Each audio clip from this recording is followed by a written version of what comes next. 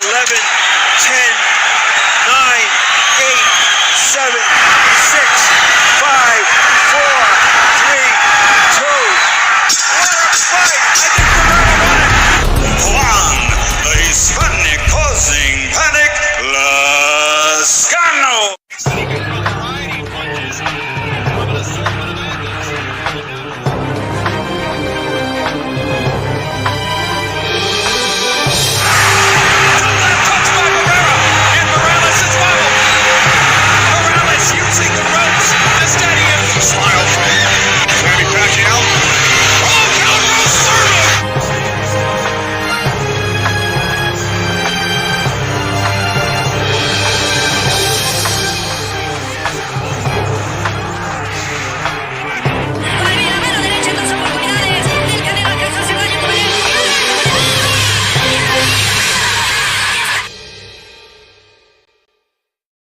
And thanks to those joining us live and those who have joined us on the archive. D-Style here. Make sure you hit the like button if you're watching on the archive.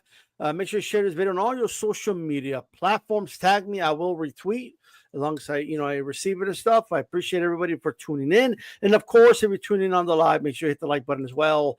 Be joined by the one and the only Mario Munguia from In Fighting Hub. We'll be joined by Calix momentarily as well. Man, it's going to be a good one. So much to talk about. Let's start off with this, all right? Keith, once every 3 years Thurman, right? Or 5 or whatever it is. The one time in the last 5 years Thurman will be fighting Brock Jarvis in Australia. This is a no-limit card. It is the main event over there. I have no idea. I couldn't find anything about this being broadcasted in the United States or streamed or whatever. I don't know, but I know it's an event with it. It's on YouTube. PBC YouTube. Yeah, they announced it last night. PBC YouTube. Yeah, their YouTube channel. It's going to be live and free on there. They're on YouTube now. Yo, you starting early now. Well, what's going on? They're doing the shows on YouTube? Yeah, bro. Prime's got the national championship of horse ring toss. You didn't hear? No, I'm playing. Okay. And Carlos just said it, and that is 100% true. What they're looking at is if Thurman could get through Brock Jarvis, and if Tim Tszyu could get past the conspiracy theories, Joey Spencer, then, they'll set up that match later in the year, maybe in July. And I'm guessing, look, if Thurman wins and Tszyu wins and then they fight each other, the winner of that fight, they're kind of back in the mix a little bit, so it'll be a good crossroad fight for both of them. But it looks like that's 100% what they're setting up here. So No Limit has set themselves up really nicely at the moment and all that good stuff. Now, I want to play this for Mario, by the way. So you could get do you remember when Joey Spencer was telling people that Glovegate was real because in Detroit they taught people how to do it, like put in the fist in the wrist area. I remember that cringe moment. It's a little bit of it. People who say, "Oh, that didn't play any part in it," it definitely 100% was hitting with the bare knuckle. I literally, you can see it in the video. But not only that, it's not that this is just like I'm pulling that out of my rear. I'm not just saying like I believe that. It's my opinion. That is a real thing. Not only that, but he trained in Detroit for the early part of his career. I grew up in Michigan. I trained in Detroit my whole life. That was a thing that Detroit guys would teach and do in the gyms, and even in sparring. But even in amateur fights, they would put the gloves on that way, and they would loose and flappy, put the wrist on the knuckle on purpose, and they would actually teach you to do it. That's an old school trick that's been used in gyms in Michigan at least, and maybe even more than that, probably in more cases than we know of, for a long period of time. Ron Wright, they obviously. Oh. Whoa. There you go. It was as you bring Calix in. Any thoughts on what you just saw, Mario? Yeah, a lot. First of all, we have to remember that our experiences that's not data, right? It's not proven data. It's not anything that gives us anything specific as far as knowledge on anything, right? It just is. I forgot what kind of thing they call it, like subjective, or I forgot what it's called. But anyway, listen, he said, here's the one right thing he said, the truth. It does happen everywhere. It does happen all the time. And to assume that because he saw it in Detroit, that all of a sudden connects everything, that is like the loosest argument I've ever heard. I've heard of camps in Texas that have done that. I've heard of fighters in New Mexico doing that. I've heard of it happening in Florida before at an amateur show that I'm not going to mention. And so, you know what I'm saying? Like, it's not a nuance thing. It's not only to them. That's not evidence at all. And yeah, Joey should have will Joey Spencer will he use the floppy glove trick that he learned from Detroit on Tim Tszyu to knock out Tim Tszyu? You know, just whip him with it. Wow. Yeah. For sure. Yeah, it's a proven technique. It's like the Bruce Lee fucking 1-inch punch, huh? So 100%. Hey, Calix, it looks like over there in Australia, the plan is what the plan looks like. The plan is Thurman versus Brock Jarvis. If Thurman can get past that fight, and then if Tim Tszyu can get past conspiracy theorist Joey Spencer, if they win, then somewhere in July, from reports I've seen, then it'll be Thurman versus Tim Tszyu. And I guess I'm assuming the winner of that fight will then be back in the mix somehow. What do you like of that? If that's the plan, do you like that plan? Yeah. I think it's good for both guys, get everybody in an orbit. I think the official date is July 16th. I think they said that fight would happen. So as far as Keith Thurman versus Brock Jarvis tomorrow, it's one of those domestic level fighters. It's a big fight for him. Why? Because it's a once big name, once elite fighter who is trying to keep his career going, and he'll make some money out in Australia. He's taking like that sort of that tour, right? That you see a lot of artists do that, right? Like a lot of bands will go on this worldwide tour. People who are fans of their music at one point and keep their career going. So that's what we got over there. I assume that Keith Thurman is somehow going to get this done tomorrow, even though he hasn't fought in so long, because Brock Jarvis is a guy who sits on his punches. Very rudimentary fighter. He's a guy who was knocked out in the first round by Liam Perro. So this is still a step up for him. And I expect Keith to get by it. And Keith is actually going to be the house fighter in Australia because of this setup fight. They want, look, the fight they want still is Tim Tszyu versus Keith Thurman. And that is a big fight over there. So they want that to get done. They want both these guys to get past that. And then don't forget about Zarafa. Zarafa's fighting on undercard. So you still got that beef. I tend to think though, D-Style, like I know you're shaking it off, but I tend to think like the plan for Tim Tszyu this year is to stay out in Australia and handle business out there and build himself back up. And then 2026 will be the time where they take the shot again. Well, the sense I've gotten is that the Zarafa path, they're actually looking at a potential fight with Nikita, is what I've been hearing. So like I don't know, but I think the Thurman fight is what they're looking at, and I don't think they're looking past that right now. I think right now it's Spencer, Thurman, and then we'll think about the rest after that.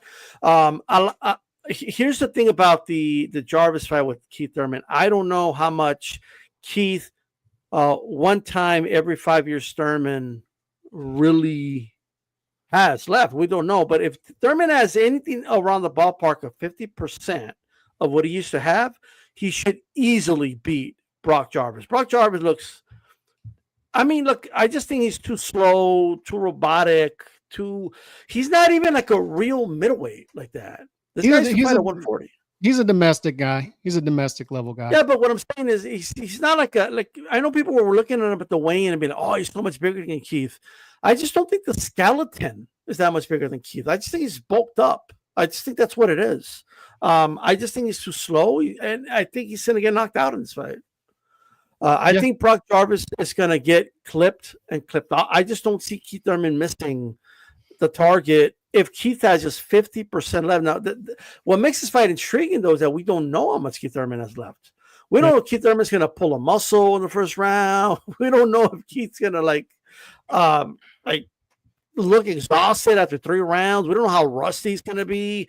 But if he's anywhere near that same Keith Thurman that beat Mario Barrios a couple years ago, how long ago has that been? Let me see. That was quite a while ago. I got But you. it's just a little bit of that, Thurman. He should win this fight. Like, Yeah, February but is it 2022. there? But is it even 2022. there? February 2022. So a Jesus Christ. full 3 years ago. Do you remember how long it felt that he hadn't fought since the Yes. Pacquiao fight? At that moment, So yes. now- It's Yeah. crazy, bro. Yeah. It's the same feeling. It's the same energy. It's like you come, you do something, and then there's no momentum to follow through with it. Now, let me ask y'all this though, because you're absolutely right. You got the finger on the pulse. What's left of Thurman? We don't know. I agree with y'all. I expect him to be able to handle a guy like Brock because y'all are right again. He's slow. He is consistent in his approach. That's the one thing I'll say. But listen, is that even a good idea for Thurman to go out there and try to get the knockout? Would he be better off getting rounds in? If this is going to be the only fight that he may get between now and Tim Tszyu, a guy that has been active, a guy that's a dog, a guy that even if you are favorited to win, he's going to be one of the toughest days at the office for anyone at the 154-pound division. So I wonder if, Thurman goes in there looking to maybe get a little work in. Yeah, I agree with that. And because yeah, you're right. It's been Mario, just to give people an idea how bad this really is. And he's I don't know how old he is at this point. I would imagine mid-30s, but last fight was 3 years and 1 month ago. And he's had 2 fights in the past 6 years. The Manny Pacquiao fight was July of 2019. Fellas, that was 6 years ago. His last meaningful win was 8 years ago. 8. That was March 2017, fellas, that he beat Danny Garcia. That was 8 years ago. This is a guy we're talking about. Like people, the Keith Thurman fans, that was the one thing that was baffling last year, right? 2 years ago. And when they were climbing him up in the rankings mysteriously, right? It's like, y'all realize that this guy is not active anymore, right? He is retired. This is a retired fighter we're talking about. So that's the big wild card. Brock Jarvis can come in there and look, the odds are similar to what Manny Pacquiao versus Jeff Horn was. Wow. And we saw how that happened, right? And Manny Pacquiao had a lot more in the tank, at that point. Now, maybe Jeff Horn's a lot better fighter. I think he is a better fighter. No, that's true. But still a lot better though. That I say for sure better, a lot better. I don't know. I think so. And Keith can walk in that ring and be totally washed up tomorrow morning. Totally washed up. Look, Brock Jarvis is a dude that got knocked out. I think it's in the first round against Paro. Yeah, right. Now, granted, that was at 140, and you see how bigger he looks in Thurman. Yeah, like, this is the guy that was fighting 140. So who knows? Maybe he was wagering, but a lot of things that he's not a natural 154-pounder either. So no, he's not, and that's what I'm saying. Like it's a lot of that. I don't think his skeleton is bigger than Thurman. I just think he's more bulked up. Like, you know what I mean? And that's giving the appearance of being bigger, but all those extra muscles he's got, I don't know if that's going to help him in a fight with Thurman. You know what I mean? And you would think Thurman's going to kind of, he even mocked him how he walks like a robot. Did you guys see the face off? Yeah, I saw that. You know what I mean? Look, fellas, that's one thing Keith still has. He has the mouthpiece. He is a good talker. He is good at getting people interested, and it's going to work over there. And if he does get past this tomorrow, Tim versus Keith is still going to be a nice size fight over there. And I'll tell you what, like even last year, around this time last year, we interviewed Glenn Jennings, and I told him, I mean, this guy hasn't fought in over 2 years. I mean, I believe I said something like, if you look up inactive in a dictionary, Keith Thurman's face will pop up, and all you could do is laugh and say, yeah, you guys are right. But now it's been 3 years. I like this, and he's in his mid-30s. You know what I mean? And he's recovering from an injury, right? On top of that, like he got injured just training. So of course I wondered to myself, like, man, what's going to happen with an actual fight stress environment? Is Keith Thurman, is the old man going to pull a muscle in this fight? And we've seen guys that we've seen once good fighters, great fighters, lose to guys that we know they wouldn't have lost to if they were even half of what they used to be. So can that be the case? That's the intriguing part about this fight. And Calix, it's on PBC, is on YouTube now. Did you know that? Bro, he went right after that too. Calix, it's on YouTube. It's not on Amazon. It's not on Hey, Prime Amazon. could have taken it though, for real. Like, all jokes aside, there is nothing on, right? There's no Hey, but horseshoes. if you're There's from no Australia, this is pay-per-view in cornhole. Australia. Like, what are you I watching mean, on YouTube? sure. Yeah, of course, of course. Or does it get that blocked or VPN. something? Hey, Oh, what's I up, guess it Surf could Shark? block it. Yeah, you're What's right. up, Surf Shark? Look, I'll leave that part alone. But what I'll say is, what I'll say is, the good thing here is Keith seems to understand where he belongs at this point in his career. And if he can string together, like if he wins this fight and upsets Tim Tszyu, then he's back in the mix. This is when the sport is working properly, in which look, Brock Jarvis is getting a shot of an old legend. You're gonna have people in the stands there. It's gonna sell tickets. You can try to build a fight with Tim Tszyu, Keith Thurman. We're not pretending like he's the number one ranked in the sanctioning body, and Exactly. this fight makes sense. This stuff makes sense. Yep. So Well, it goes back to what D said. D said that, they were trying, or I think maybe it was you, Cal, that said, they were like mysteriously moving up Thurman throughout the ranks and they were positioning him. Now, we all knew what was going on, right? But for everybody else that was shocked about what was going on, they didn't realize that, they were trying to cash Thurman out there for a second, right? I mean, we were hearing stuff about a tank fight that they were going to come and drain Thurman at, that Tank's people would go on like TVV and other places and spread the propaganda that people actually wanted that fight. See, when Calix says that this is boxing working better, anybody that disagrees with that, well, then go back to that time frame when they were trying to set that shit up. Does that work better? No, this is a situation that's good because you have the Keith Thurman name and you're giving him the chance. And it's not like he's going to go and get some $1 million payday against Floyd Mayweather like Andre Berto did, right? No, he's got to fight Tim Tszyu. Like, that's not a walk in the park. That's not like he's going the hard route. If by the end of 2025, we find out that Thurman is better than Tim Tszyu at 154, the ball game changes completely. You know what I mean? And so, again, Al's completely right. Yeah, I think it's a good opportunity for both guys to get themselves back in the mix. And then these are appropriate fights for them to even have that fight, right? So we'll see where Thurman is at. Like I said, he should win this fight if he has just 50% of what he used to have.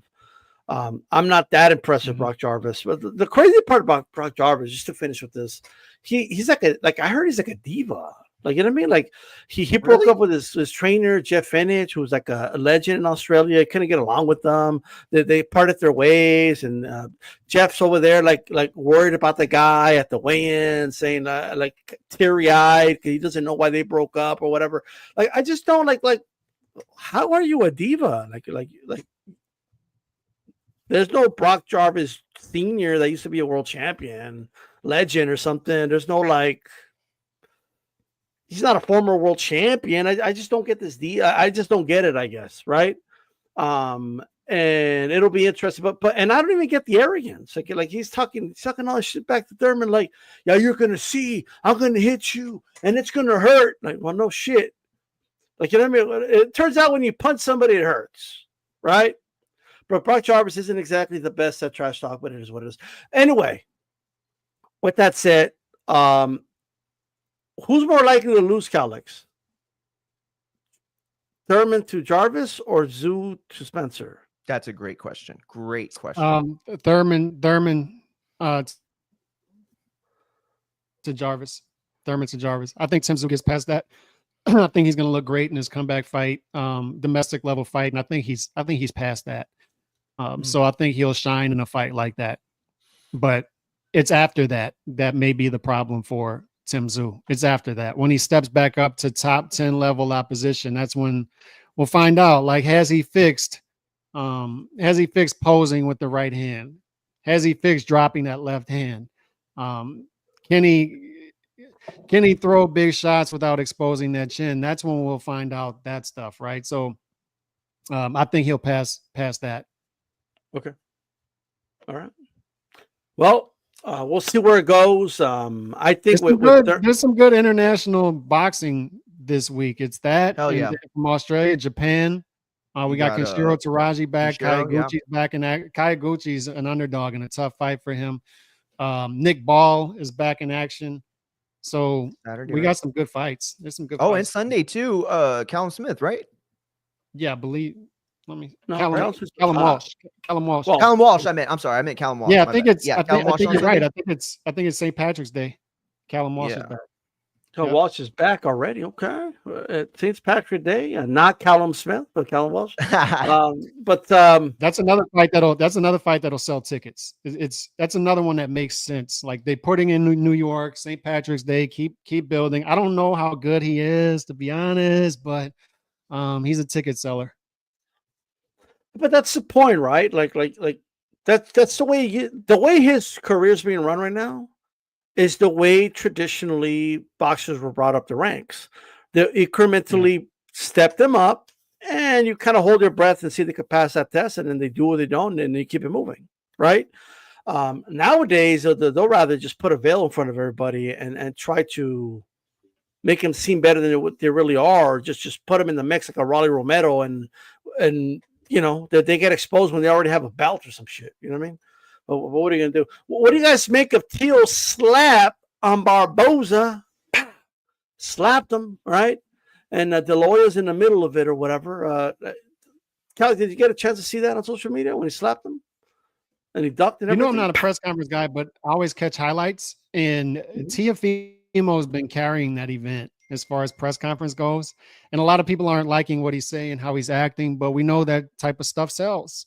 And I think Teofimo's understanding that. Teofimo's looking around the room and saying, I got some high level guys, right? You got the whole Ryan versus Devin angle.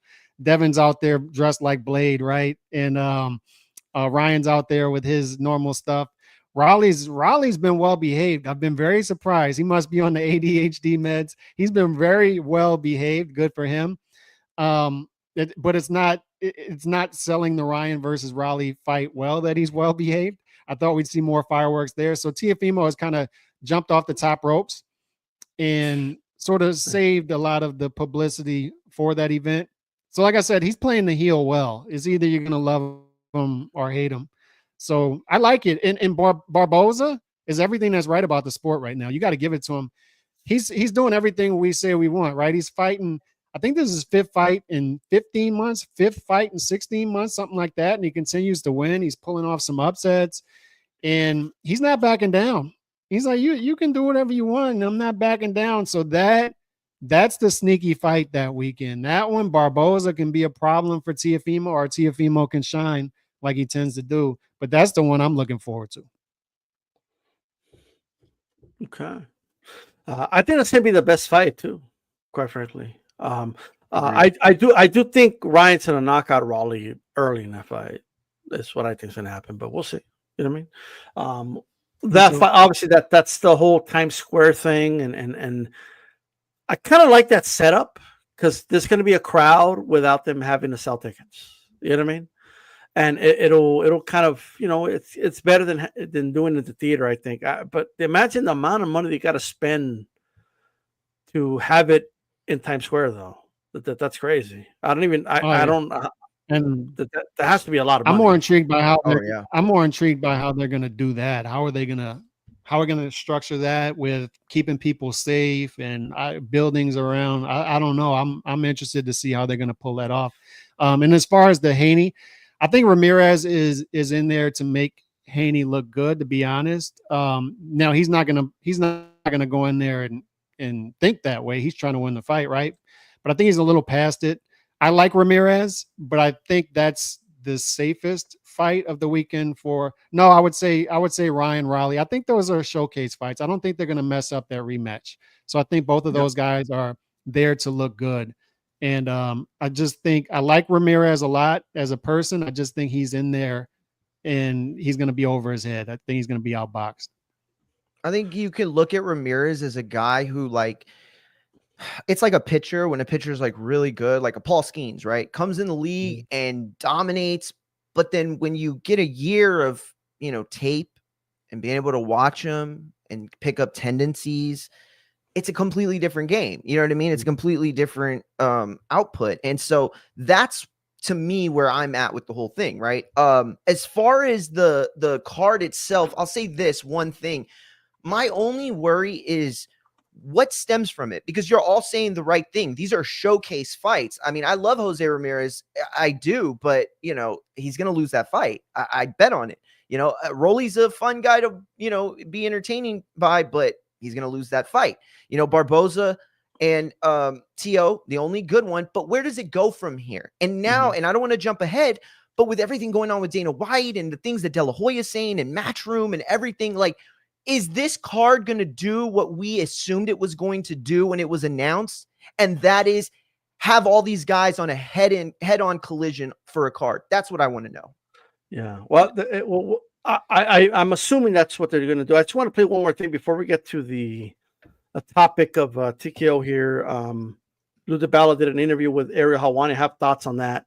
And he actually echoed a lot of things me and Calix have been saying on the podcast for a while. Like, I just want to put that out there. But I just want to play it just because it's just a pet peeve of mine. I just want to play this really quick and get your thoughts. I feel like you're embracing this new mantra that you have, Devin the villain. Can you please talk about that? Because I always was a villain, but then I was like the good guy, villain. But I always wanted to be the villain anyways, because it's easier being the villain, and it pays being the villain, so I'm okay with being the villain. Are you guys able to hear that? Who is that? That's Devin Haney saying, he was asked, it looks like you're embracing being the villain. Oh, I like being the villain because it gets you paid to be the villain. And it's like, bro, that's not the way it works, bro. Like, what are we doing? Breaking kayfabe even in boxing now? Like, you don't break the fourth wall. You don't say, hey, by the way, I'm being a villain so you guys can hate me because it makes you more money. Get it? But that's not the way it works. If you're going to be a villain, be a villain. Make people hate you. You don't tell people you're playing a villain. Be the villain. Yeah. Freaks, what's going on? I think Devin's in a good position though, because he's made a lot of money. We've talked about that, right? He's been paid above market value for a long time. They've done a good job at that. He lost the fight, but it's not an official loss on the record. He's still top 10 pound for pound according to Ring Magazine, right? And now we've got this huge rematch. And to sort of piggyback on what Mario was just saying, this is a collision course event. This is a build-up for something bigger later in the year. We want to make Ryan look great. We're so not used to this stuff, and we'll get to this stuff, I'm sure, later when we talk about TKO. We're not used to people actually promoting events anymore. There are no real promoters anymore. We're not used to people saying, hey, we'll take a net loss on this event, a big net loss, in order to build these guys up for something bigger in the future, build them into bigger stars. When we talk about Times Square and people getting into the fight for free, and this is blowing people's minds, right? But this is setting up Ryan versus Haney later in the year, that rematch will be a big fight. There'll be a lot of trash talk going back and forth. And I think the right fighters are there to make those guys look good as the B side, whether you like that or not. To me, just get to it. But Devin, I don't think he has these. I don't know if he has any other option but to talk like that, because people don't find his style interesting at all. There's nothing interesting about his style. He's sort of like a Andre Ward type figure, and that's good if you're undefeated. But he is officially undefeated, but people saw what they saw. Guess right? What I'm saying is, if you're going to be the bad guy, just be the bad guy. Don't tell people you're doing it. You get what I mean? Exactly. Yeah, agreed. Like, it's like if John Cena kicked Cody Rhodes in the balls and then came out on Good Morning America that Monday and was like, actually, me and Cody are like really great friends. We went to Red Lobster afterwards, and it was like really, you know what I mean? Like, wait, this completely takes me out of everything now. Like, I don't buy anything now. And now I think you're just trying to sell me. In wrestling, it's like more forgivable because everyone kind of knows. Absolutely. But in boxing, when you tell everybody, oh yeah, I mean, I'm just playing the bad guy because, I want you guys to hate me. And that way, when you hate me, you get to watch me. You see what I mean, guys? Like, exactly. Well, the joke doesn't work if you got to explain it. Right? Yeah, that's a good way of putting that. So let me get for the shout out to the chat. Hit the like button if you haven't already. We're live on X on Calix's. We're live on YouTube here on my channel. Right? New podcast, by the way. HCP No Sabo. Right? Is that what you call it? No Sabo. Right? The No Sabo exclusively here on these style boxing. Calix will be doing a show, bringing you guys more exclusive content directly on one spot. All right. So That's right. It's a one-stop shop. It's a one-stop shop. We're consolidating like TKO. It's a one-stop shop. Yeah. We're consolidating. You know what I mean? And y'all talk all topics too. Like y'all are just kick into anything. So that's right. Just follow, and they gonna talk about something you like. I promise. Yeah, and Chico with a $4.99 super chat. Get to the real topic. Me and Calix proven right by Lou DiBella. Netflix deal coming, and boxing is broken. The takeover is now hostile, baby. TKO, baby, he says.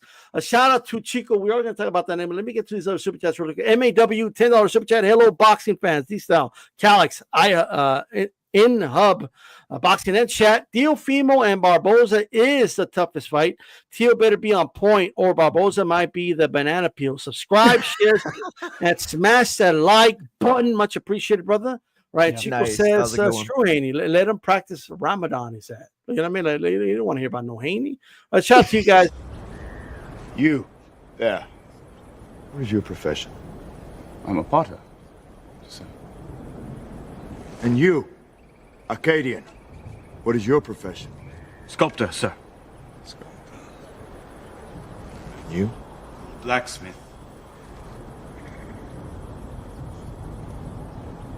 Spartans! What is your profession?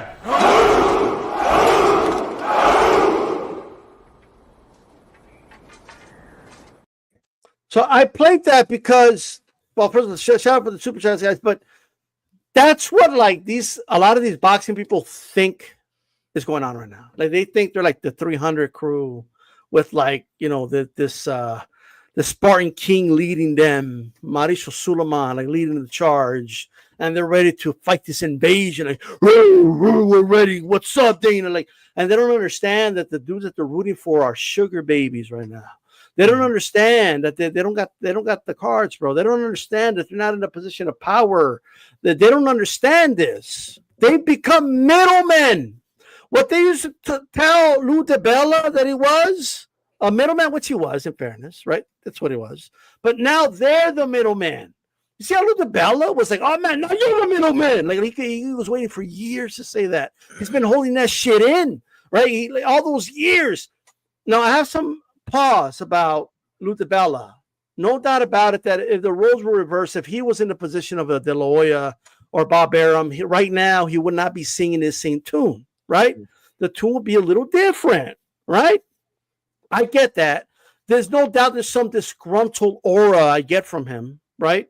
Because he has been a middleman for years. He is the guy that couldn't get the TV deals and exclusive contracts and has been struggling with Broadway boxing and really never invested much money into boxing. Wasn't as successful as these other guys. But he's been getting muscled around for a while, and now he's seen. But if anyone knows what he's seen, if anybody knows, look, I know what this is because I've been that guy.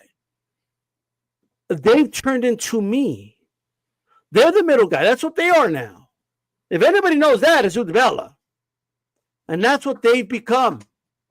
And a lot of the things Lou's been saying on the podcast with Ariel Hawana, we've been echoing those same sentiments about fighter pay, right? Oh, Dana doesn't pay the fighters, yet plenty of fighters have been millionaires, turned into millionaires because of the UFC product, right?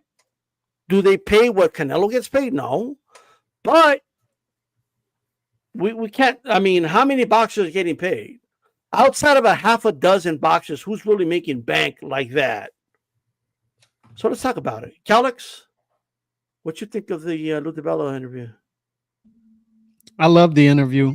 I would urge people not to pay attention to the messenger and pay attention to the message, because people are immediately going to go to, well, if Lou, what you said, right? If Lou was in Oscar's position, he wouldn't be saying this stuff, right? By the way, not my words, Chico's words. He wanted the rich Honduran to speak on this, so hilarious. Look, Lou was preaching today. Lou was cooking today, as the kids would say. And Lou was cooking the boxing nerds that, they're being very smug about their boxing terminology and their boxing traditions and stuff like this that don't seem to work, right? So shout out Carlos M in the chat earlier, Chicano, and I put it up earlier. He said something to the effect of Dana's just gonna assign these mid-level fighters, stuff like that. And I hear people saying stuff like that, like Dana's just gonna hire bums. Yeah, partially.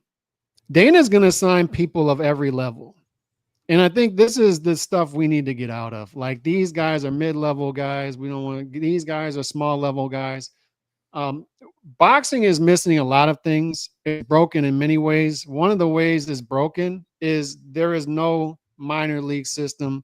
There's no club cards on shows anymore. There's no ESPN Friday night fights anymore. There's no amateur system that is building gold medalists, silver medalists, bronze medalists, or even getting these guys prepared for the professional ranks anymore. It's really confusing. Mario, I'm pretty sure you've noticed this too. It's pretty confusing now. I've talked about it, how who is even a prospect and contender anymore. The lines are getting blurred. Guys are getting these Reggie titles early on. It's getting confusing as to who's. We need structure. And yes, we do need mid-level guys signed.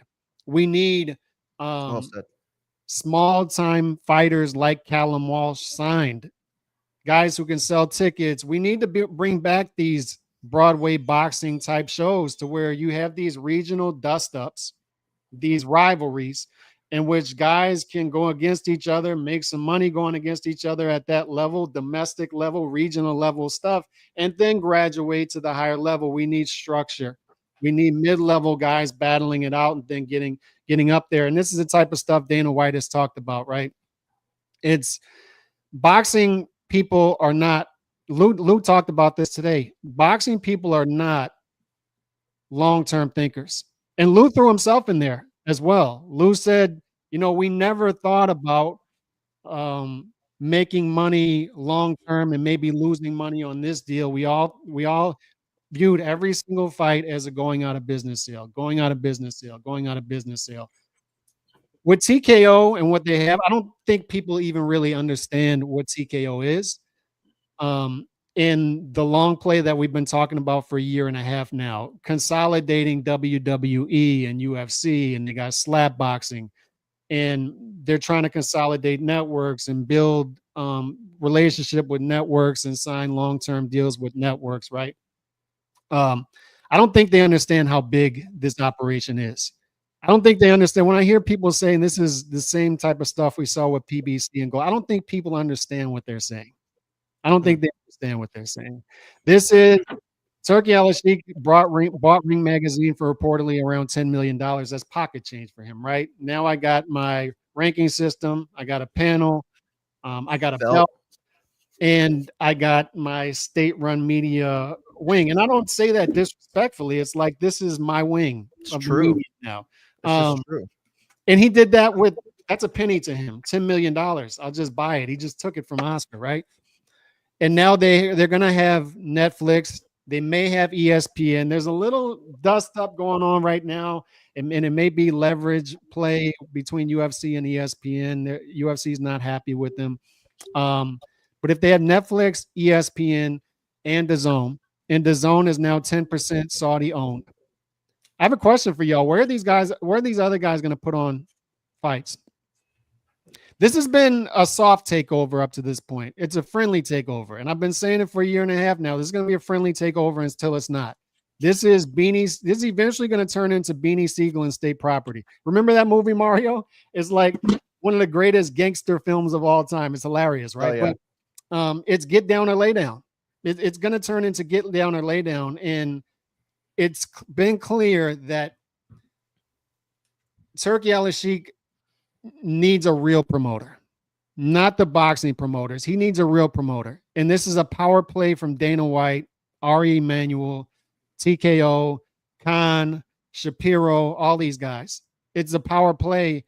And TKO is saying, we don't have to put anything up to get involved here.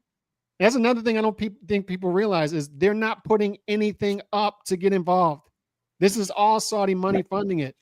And Turkey Al-Sheikh is telling them, I want you to run it. You don't have to put anything up. these guys are Emmanuel Shapiro. I've heard these guys talk about boxing. They're not impressed. They're not impressed with it. For all these people saying, why are they getting involved with boxing? They're getting involved with boxing because they don't have to put anything up. The Saudis are getting involved in boxing because of the 2030 vision. We know that. It's a consolidation product.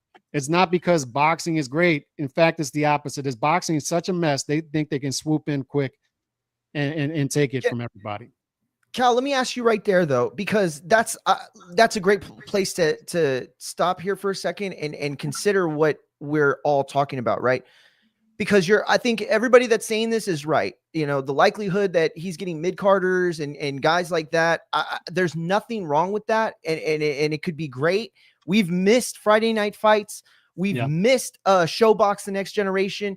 Cal's absolutely right. And so is Lou. There was never any investing being done in the future of boxing. And certainly not like you have MLB, like you have the NBA, which has like 1 million rookie leagues now.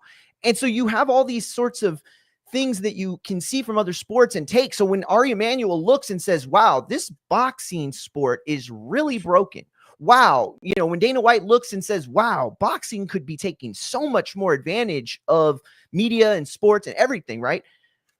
But we ask ourselves, when you look at the model of the UFC, they are no longer in the business of promoting fighters. The last guy they were going to promote is Conor McGregor. And now that he has all the chips on their table, they're done. They said, no, we are a sports league. We are the premier sports league when it comes to MMA. You don't sell the NFL because Patrick Mahomes is in there. You sell the NFL and then you sell Patrick Mahomes as him playing on the greatest field that football can be played on, right? And that's what the UFC is trying to do. But can you do that in boxing?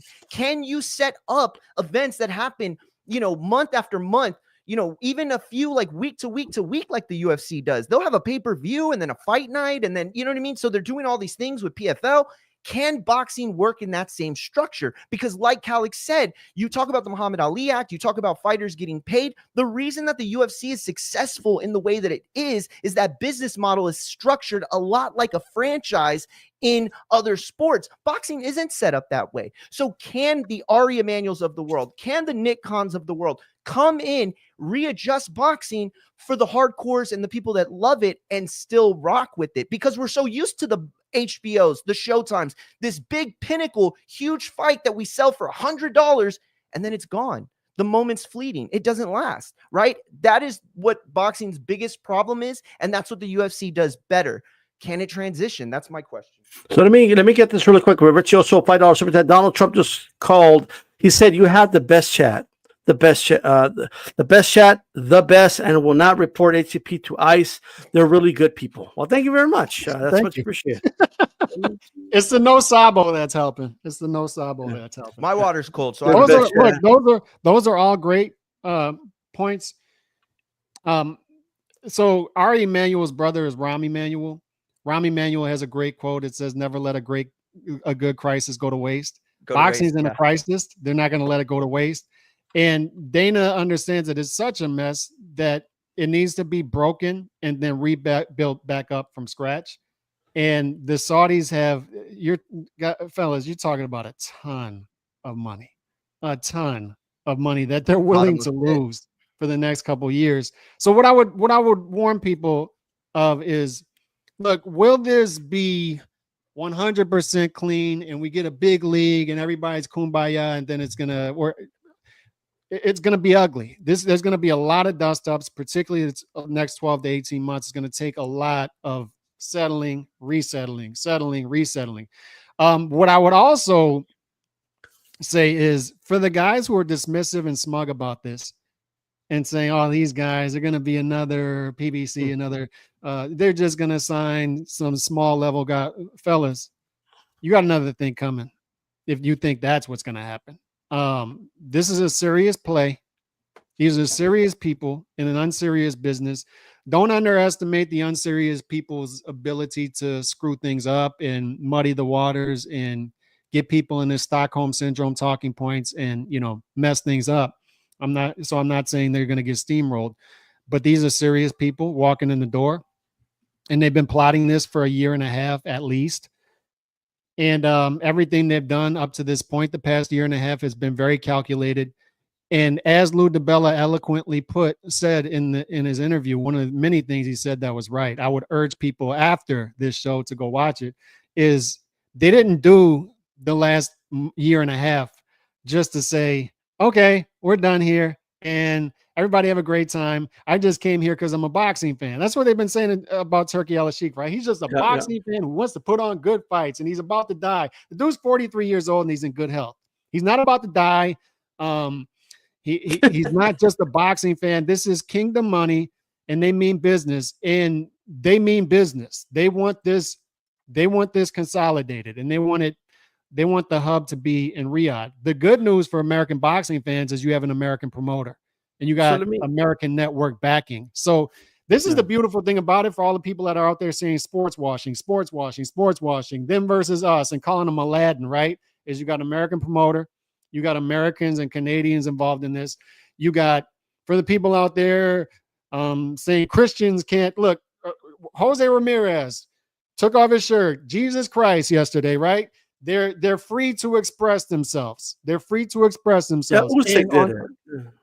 Right, but also D-Style is you have Jewish money involved in this. You've got Arabic money involved in this. You got American, Canadian money involved in this. This is a lot of people involved in this, and they care about money, and they want money. And that's what I'm saying is this isn't just a sports washing thing. This is there are a lot of people globally involved in this. And the consolidation needs to happen. I'm sure we'll talk about sanctioning body stuff, but this is such a big operation that look at LIV, look at Live Golf and PGA.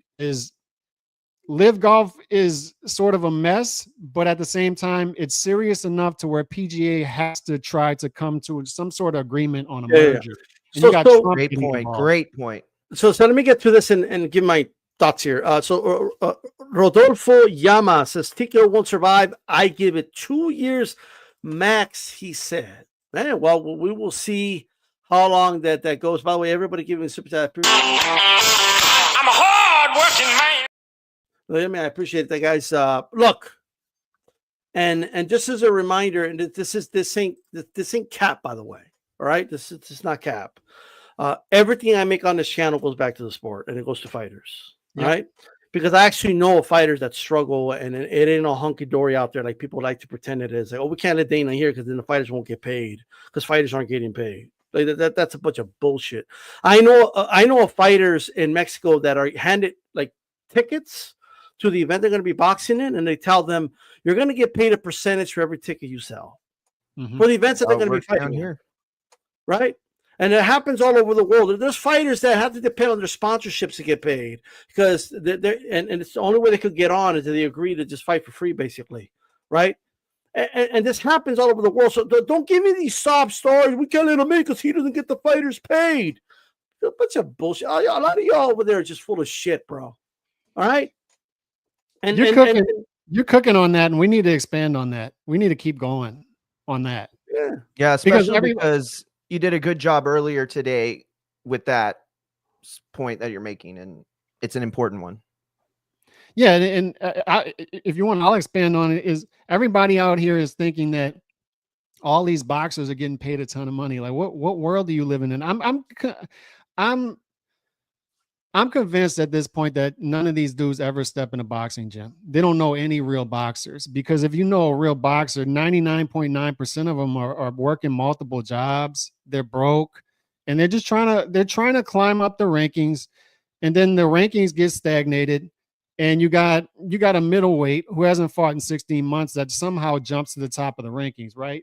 It's just absurd stuff like that. But they give us memes though. Like, have you seen the memes? And it shows like Canelo, Joshua, Usyk, Fury, what they made, right? Mm-hmm. And they compare what to the top UFC fighters made, and oh, look at them.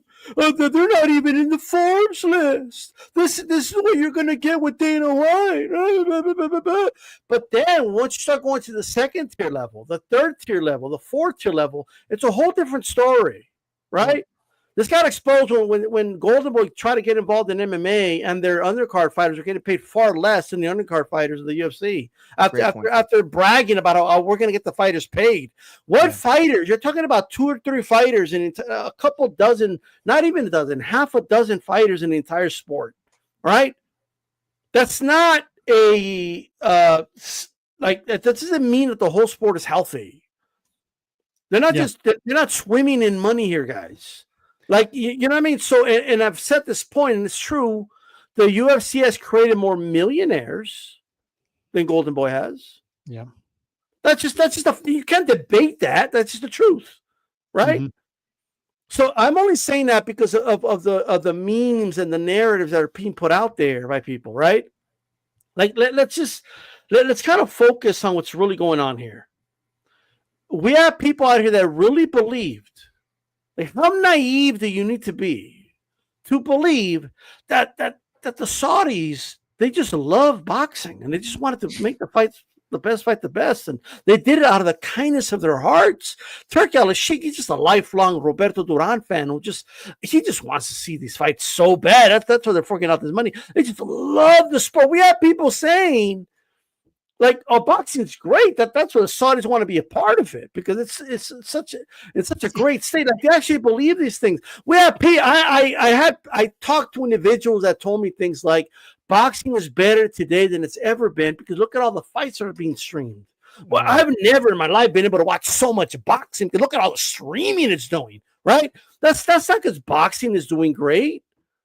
We're able to stream a lot of high school sports now. That doesn't mean anything. That's a product of technology. You get to stream air guitar. Like, weren't you talking about air guitar the other day? Yeah, like we are able to stream more because of technology. Because technology's gotten better, not because the sport's better. That's not what it is. Because in the 70s, you needed a big bulky camera and a bunch of cables to fucking air something live. Now I could do it with my fucking smartphone in my hand, bro. Right?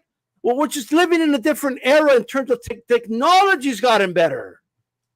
That's all it is. But it doesn't mean that the sport is better. It doesn't. And when people say, oh, boxing is better now because, you know when it hit me? Like, it really hit me is when Devin Haney did an interview and he said, oh, a lot of these old school fighters, they're just hating because they didn't get paid like we're getting paid today. Oh, I remember that. Boxing's doing better than ever. Now, granted, counting for inflation, he ain't touching Sugar Ray Leonard, right? Like it's just that, but that's whatever. But my point is, this dude thinks he's making more money than boxers of the past because boxing's doing better. No, motherfucker. Like, you're getting subsidized money, and how long have I been calling it subsidized money, Alex? Yeah, because that's what it is. These fighters are getting subsidized money, and I've been saying that's not sustainable. So are you guys shocked? For everybody asking, I just don't get it. Why is Turki, the guy that loves boxing and is willing to pay whatever, it doesn't matter what they lose, working with Dana White, who doesn't like to pay people? Oh, why are they working together? I just don't get it. They're so confused.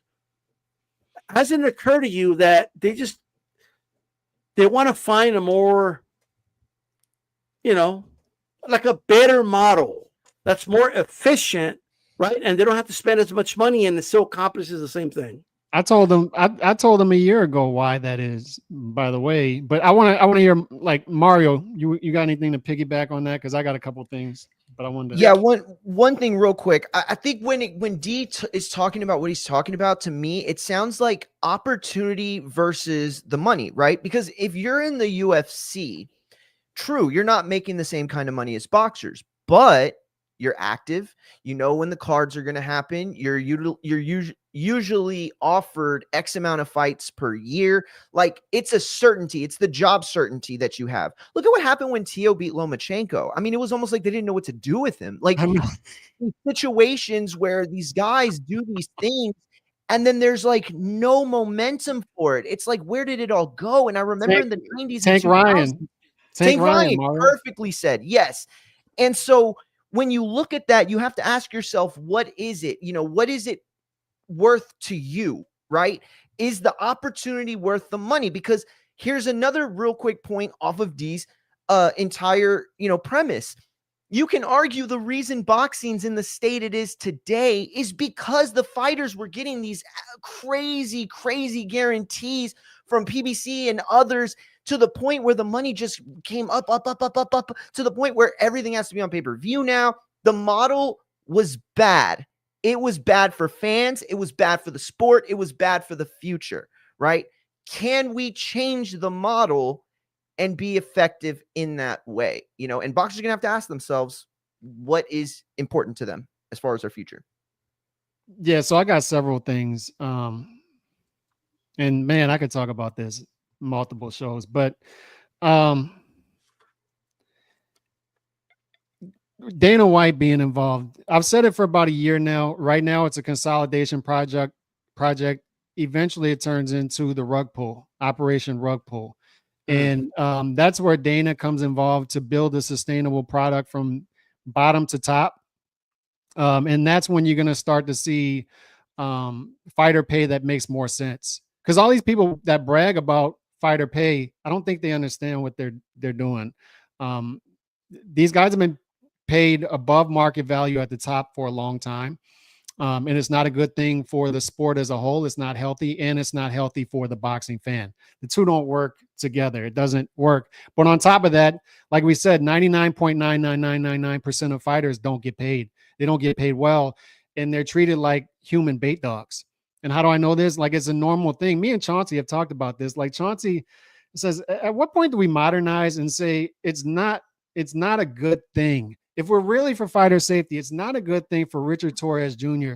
to hop in the ring and knock a guy's head into the row for the 27th row in 30 seconds. Like, it's not humane, and it's not good as far as fighter safety for that guy, but we're never worried about that guy. It's always framed at for the A side fighter, not the B side fighter. Think of all the guys that Abdullah Mason just destroyed, right, in 30 seconds, and it's minus 10,000 odds, or they don't even place the odds because it's such a mismatch, right? Nobody worries about the Uber drivers who are just like D-Style said, these guys are just getting paid with the ticket. They get to watch the main event for free. That's what they're getting paid, right? Great point. But it's not a sustainable model right now for the sport as a whole. You have a select elite at the top who are benefiting from it, but the other guys are getting destroyed is what they're doing. So that's what Dana White is brought in for. TKO is brought in for, to build a sustainable model that makes sense, to where we can build stars, to where more fighters can get paid well. It's being framed the opposite way, but more fighters can get paid well, and it's sustainable, and it's better for the boxing fan, because we forgot about the boxing fan, right? We forgot about them. So now we matter in this. But one thing people need to pay attention to, and I'll keep saying it, is the network stuff. For these people that will hop in the chat and say, man, these guys are over their heads. These Arabic guys looking like Aladdin, boy, are they over their heads. Boy, is Dana over his head in this. Boy, do they not know they're over their head. They just don't understand the type of funding that's coming into the sport, how serious these people are. And when these people get involved, they've been planning it for a long time. And on top of that, they understand what it's like to be in a room with serious people. And on top of that, they've been making moves on the chessboard for a while now. The Zone is 10% Saudi owned. Why do you think that is? ESPN, Top Rank, that's about to dry up for them. Where are they going to go? Netflix, it looks like Bud versus Canelo versus Bud is going to be on Netflix. That's going to be huge, right? Huge. And on top of that, Mario, like you guys, y'all follow WWE. My son is super into WWE right now. Kid, you wouldn't imagine like how many kids. It's trying to be a good dad and get into it, and like, you know what I mean. I try. I was never a wrestling fan, but my son's so into it, and all of his friends are into it. But what I'm saying is, you're going to introduce boxers into a market that they didn't have access to before. Yes. Imagine a weekend in which you have slap boxing on YouTube. Then you got a Netflix fight, and you got WWE, and you've got it all consolidated. And people are going to be asking, Who is this boxer that they keep interviewing to the WWE? Exactly. match? That's already happening. Right. Who is with the UFC boxer and that, WWE? Yeah, who is the boxer that just got tagged into the ring to promote he's about to fight, right? This is the shared market that they want. I've been talking about this for a while, and people call you a racist just for admitting, just for noticing what should be there is you have 170 fighters in the top 10, top to bottom, 17 rankings, and only one of them is a white American, and there are no white Americans that follow this sport. You're going to have access to those people again. You're going to be able to market to those people again. It's an important demographic to go after. It's the Mexican American market and the white American market. You want to go after those markets. You want to keep the Mexican American market happy, and you want to go back after the white American market. Well, it's not just that. The WWE is a very diverse. It is. It's got everybody. But UFC has become like the new American pastime. I mean, I read this article in Rolling Stone about what they were saying about how Americans have, transferred over to UFC in this way. And obviously the political landscape had a lot to do with it and stuff over the last couple of years, but ultimately the UFC has secured themselves in that place. So it's going to be absolutely terrific when WrestleMania is showing and you fucking show, Dubois or whoever the fuck, you know what I mean? It's going to be badass when UFC 400 is going on and they interview, Tio in the ring, whoever, whatever. So ultimately you're 100% right about that. In fact, I'll give you an example of why you're right. Last night, Amanda Serrano was showed among about a dozen different celebrities in the ring, attending Raw at Madison Square Garden last night. Her WWE post went more viral than all the other ones. I mean, there were actors. The rapper Rich Kid, what's his name? Rich Kid. I forgot his name. He was there. There was so many other people there in bigger entertainment venues, and yet Amanda Serrano popped like that. Give these boxes a chance to be on that mainstream, and let's see what the fuck happens. Let me get the super chat from Chico 499. All of a sudden, fans care about third world boxers' purses in Ghana, who only get 20 to 30% of a purse, because crooks like Glacier make side deals with promoters. So don't go after Glacier. Don't go after my new. Don't go after my new friend Glazer. Don't do that. Hey, I had him on Friday on my show, and he thinks that this is going to be great for the sport. He said that boxing is needed to remodelize. Oh, you know what? I changed my mind then. It ain't going to work for shit now. But I heard man, that nigga was that Japanese guy was in shape. I heard Glacier's in shape. And look, people can talk about how Lou DiBella may be salty at these guys. He actually gave credit to Bob for sticking around so long, and Todd the Buff for being a smart guy, and Eddie for being a smart guy.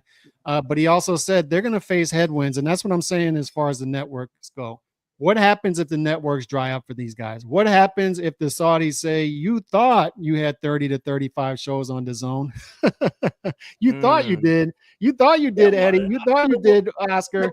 Where are they going to go? Alex. But these style, the boxing people need to be mad at the boxing people. They need to stop being mad. We've talked about this for so long, right? Stop being. UFC did not steal your market. They did not steal your market, bro. Like, you let the market walk out the door with your stupidity. You need to stop with this UFC war and being mad at Dana White. Be mad at Al Heyman. Why should you be mad at Al Heyman? Because he burnt every network bridge behind him. Yeah, everyone. You can't go to HBO. You can't go to Showtime. You can't go to NBC. You can't go to CBS. They would be at Paramount Plus right now if they ran a good product at Showtime. They kept them aboard. They kept good content aboard at Paramount Plus. They consolidated it. Look, the issue that I don't think people understand, and I've talked to plenty of people in boxing, right? Content creators and people in the business alike, and they've all for a while have been telling me, like, there's always going to be somebody that's going to come in and spend money in boxing, so never worry about the sport going anywhere. And my thing is not investing in the future because it's always worked out in the past, right? Is not a good model. Like that's not like a sustainable thing, right? We are at a crossroads right now, and people are just going to have to either pick the side that they want to pick, right? Whatever that is, what I'm going to tell you guys right now is that the old guard is going to get run over. All of the evidence is showing that, all of it, right? All of it. The evidence is all there, right? Who's got more money? Well, that happens to be a very important part in any war, and this is a war, believe it or not. Right? We've been talking about it. We've been talking about it for over a year now, right? Is why in the hell aren't these press conferences at PBC on Amazon? Why isn't Keith Thurman fighting on Amazon tomorrow? Right? Why are these? You can't, in other words, how are you going to compete when your content is on a YouTube page? It's on it's on PBC YouTube. And if you look at PBC's content on Twitter, it'll get like 3 likes, 4 likes. You can't promote this way. You certainly can't promote stars. You can't nickel and dime your way and expect to survive. New alliances will form, and good luck to them. New alliances you never thought would have formed are going to form. Good luck to them. But where you have to have somewhere to put on fights. You have to have somewhere to put on fights. Look, I just want to. I'm trying to speak to the fans that are still kind of confused, because there's people that are just literally confused. Like, they don't really know what's going on, and they're getting fed information, and they say this, they say that. I don't know what to believe, right? So I'm trying to present. I'm trying to explain it to people where I'm just trying to use logic here, and make people like understand what's going on here. Right? Who's got the money? Well, no promoter has more money than TKO. None. Even if you put them all combined, they don't have more money, right? Who's got the Saudi backing? Well, you heard what Turki Al-Sheikh said, right? And it's not like, oh, well, boxing's always been around. We got these fortified walls, and we're like Troy, bro. We got these fortified walls, bro. Like, oh, guess what? The Trojan horse is already inside Troy, is what I'm trying to tell you guys. The Trojan horse is inside already. They invited it in, right? They're like, come in, Turkey. Like, woo, we love you, right? They love the Trojan horse. They were throwing a party and everything. And then they saw who came out of the Trojan horse. And like, whoa. No, not him. Not him, sugar daddy. It's for us. Give us the money. Who's been paying for the fights for the last 3 years, guys? Who's been paying for the fights? All these great, we don't need them. Look, boxing's been on fire. Look at the last few fights. Who's paid for them? The Saudis paid for them. The Saudis did. Who are they siding with? TKO. All right? That's what's going on here. They've turned all these promoters into like glorified versions of Lou DiBella now. Like, they're just middlemen. Even DiBella has pointed that out. Oscar could be offended all he wants, but guess what? Here you are promoting a Riyadh season card, right? That's what you're doing. They're not in a position of power. Now, you could say, well, no one's ever done it before, but who? You tell me who's had this many pieces on the chessboard ready to do a takeover. That's true, D, but what about Bivol Benavidez? Because that's a perfect wrench in your argument right there, because they do have the money. You're right about that. But what did the money do in that situation? It didn't get him what he wanted, and then he got sour about it. Turkey came out on Friday saying he didn't even want that fight anymore. So if it's all about the money, and which I honestly believe that's primarily going to work, we don't know what situation that shows you. That's true. That's true. And you reported about, the fact that, a lot of people are saying it was fake news, right? So who knows it's even true, but all I'm saying is that's an example right there of moments where, yes, the money matters, but the contracts also matter. Like, these guys can freeze. Look at PBC. They've kept money out of their fighters' pockets for years now. They've been losing money. They've been losing money for the last 3 years. Exactly. TKO is coming in, right? And they're not under pressure to make money. These guys are they're not gonna fail, bro. Like, whoever's like, I'm just telling you right now, and I get it because people can't comprehend it right now, but they're gonna start getting it as the months progress. They're gonna start getting it. What happened with Bivol, honestly, is a pebble on the beach, bro. The way I see it. But it is an example, though. It is an example, but So he wants a trilogy. PBC wants to do the Benavidez fight, right? That's not going to happen. Whoever wins that tug of war, honestly, in the grand scheme of things, is just irrelevant. Doesn't matter. Yeah, that's true. It's just that's just I'm looking at the climate, not the weather, bro. Mm. You gotta look at the climate. The climate has changed, right? It went from cold to hot. You know, just because there might be a snowfall here and there, but it's the climate is a climate. It's changed. And the fact of the matter is, what are the sugar babies going to do? What are they going to do, bro? They become too dependent on their sugar daddy, bro. And they were Does anybody forced. deny? That's where, you know, they were forced into that though, because the market was so bad. The market was really, really bad. PBC loses Showtime. ESPN's deal is coming up. The Saudis pumped a bunch of money into the zone, but the zone may have started to tighten up too. So people were really worried, really concerned. They stepped into the vacuum at the right time, and they had to play ball. But people keep saying UFC doesn't have stars. UFC doesn't have stars and stuff like this. Look, when you're watching the pay-per-view the other night, first of all, the crowd is packed every time. Great live gate every time. They're doing a lot of content in between these pay-per-views. But you see A-list celebrities and stars at every single event. Every single event. Trump is there. You got the Tate brothers there. Whether you like these people or not, it doesn't matter. These are the biggest stars in the world that are going there front seat to be seen and to hang out, and everybody is having FOMO for not being there, right? You're not having, dude, Rosie Perez is your star. Like, you go from that, and then you turn on a boxing event, and they're like, but Rosie Perez is reality, Alex. Like, it goes, it's even, all those are great points, right? But it's so it can hit home with people more. Like, every bar here in El Paso, every major bar, they put the UFC events. Why do they put the UFC? I have friends that own bars, right? And it's what they tell me, even when it's Canelo, right? Because for the UFC event, right, they're going to come in 3 hours, before the main event. They're going to buy beer. They're going to buy drinks. They're going to stick around. They're going to party, right? By the time the main event rolls around, they're still buying drinks. And guess what? The longer you're at a bar, the longer you're going to stay. A lot of times they stay even more afterwards because they're already, too many beers in. We're going to get a designated driver anyway. They just stick around anyway. For Canelo fights, you know what happens at the boxing events? Canelo's about to fight. Everybody shows up to the bar. Canelo gets his win, and guess what happens? Well, Canelo's done fighting. Peace out. Right? I told you this.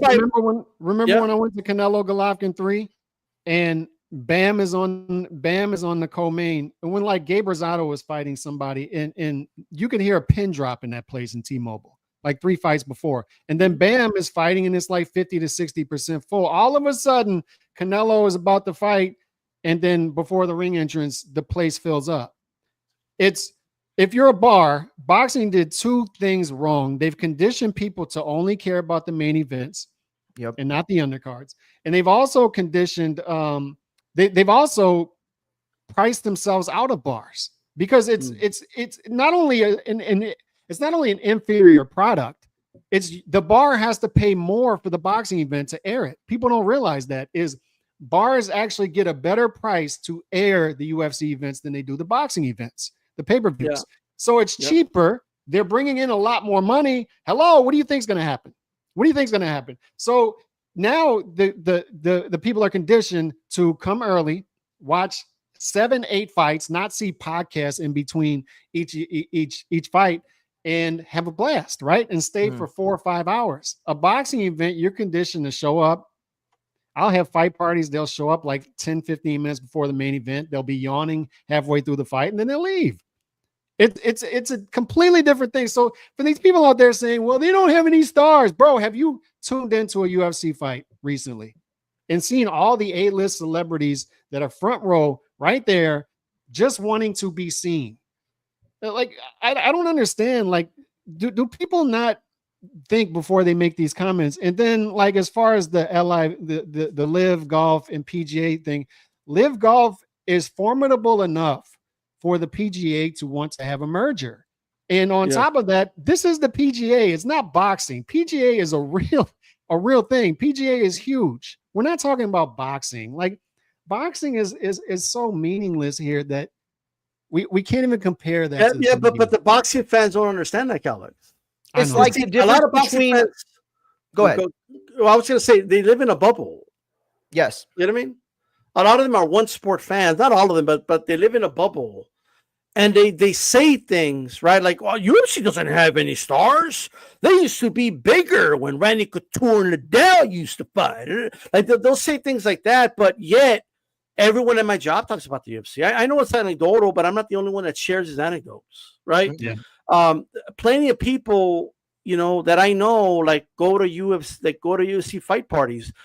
We don't outside of Canelo Alvarez, no one really has a boxing fight party here in El Paso, Texas. And this is a fight town, right?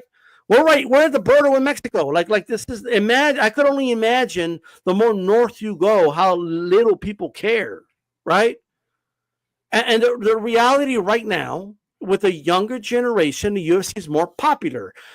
You could be in denial if you want, right? But that's not. Being in denial doesn't undo a truth. You know what I mean? Like just being stuck in your bubble, like, nah, I don't think they're popular. I don't think they're like, you could say whatever you want, but just look at UFC fighters on social media, how many more followers they have than your average boxing account, right? Look at the engagement. Look at these are things that are traceable and trackable, right? I work for a major social media company. It gets more traffic. Like it is what you need to just accept that and stop living in denial. No, they're not as big as they used to be. But like there's exceptions like Canelo Alvarez and of course, right?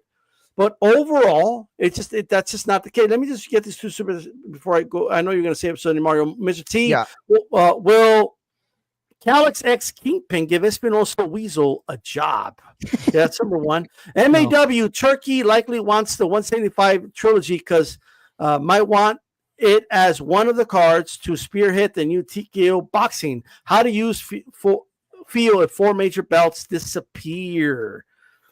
I just don't think they care, bro. Let Mario go. I got a couple things to say, but let Mario. Well, I was going to say, right now, we're all playing a game, guys. We're playing this game with these 4 sanctioning bodies, which really 4 people.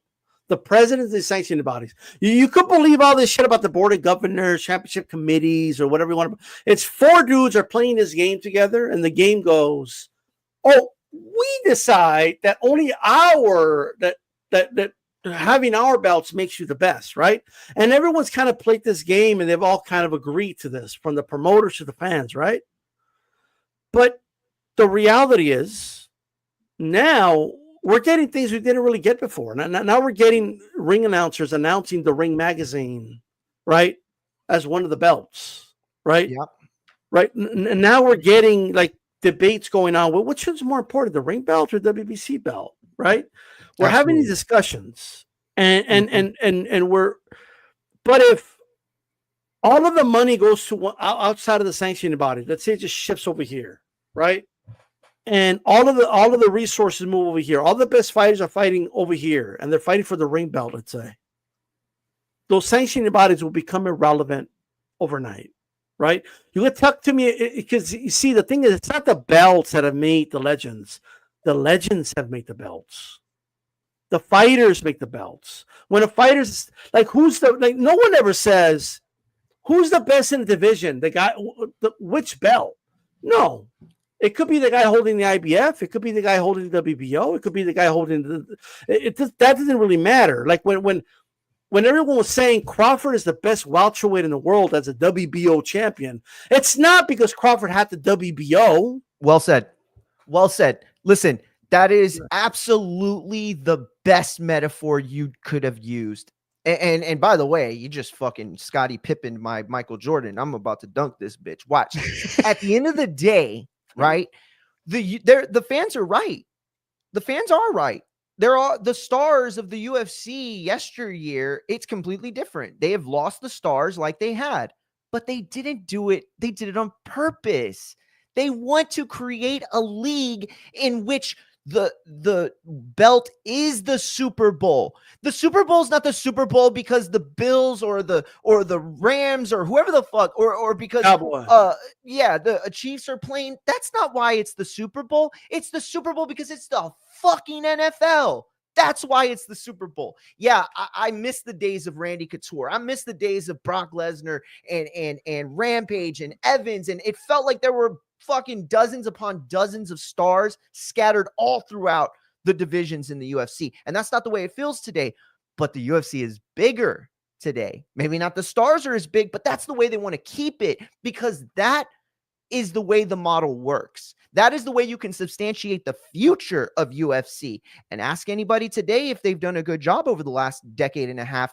If the answer is no, then it's because you're comparing them to somebody else. You're not comparing them to boxing because they did everything that boxing could have done, but they made it work. And so, yeah, today, you're right. Randy, the champions aren't as big as Brock Lesnar or Conor McGregor, sure, but also, you know, that's also very rare. But the UFC belt means more today in economics, in business, in entertainment. The UFC championship means something that it didn't mean a decade ago, and certainly not 2 decades ago. Like I'll watch like think video, let's say where they're not even talking about boxing or they're not talking about anything like that. It could be political, it could be another sport. See, back in the day when they would make analogies about fighting, it would be about boxing, right? And just the other day, I saw an analogy about like someone was talking about, they were talking about tariffs, and yeah, this is kind of like a UFC fight. You know what I mean? It's what, like, those are the analogies people are using now. Like, it is what it is. We're not gonna fix the problem of boxing not being as popular if we don't acknowledge it first. We have to first acknowledge it. Like here in the United States, the UFC is more popular overall. It just is, right? By far. So, Nando, who do you call for D-Style Jackie, my sugar daddy? The turkey thing. Shout out to Nando Llamas for the great contribution, not only in a super chat, but in the sugar daddy analogy, right? I know he started using it with the Crawford thing. It's all good. UFC, Duval Grind MMA, UFC so popular that Riyadh paid for the Sphere. That's another thing. I mean, think about that. You know what I mean? And the shout out to Nando. I'm a hard-working man. Yeah, shout out to everybody in Super Chat. I got a few things. So let's start with this, some comments. So this guy's complaining about boxing, but they have boxing channels. Stop complaining about boxing. This is the stuff that we get, right? It's, if you don't like it, don't complain, leave, go support UFC, go what. I wish people would understand that stuff doesn't work. It doesn't help. It's not helpful. It's like if you're in an abusive relationship, right? But you know, you want to be in a better relationship. You want to get the person help. You love the person or whatever. Are you going to like walk out there and talk about how great this person is? No, man, you want it fixed. You want the problems fixed. We want to be here. We want to be boxing fans. We're just trying to be realistic to you about where we are, how we got here.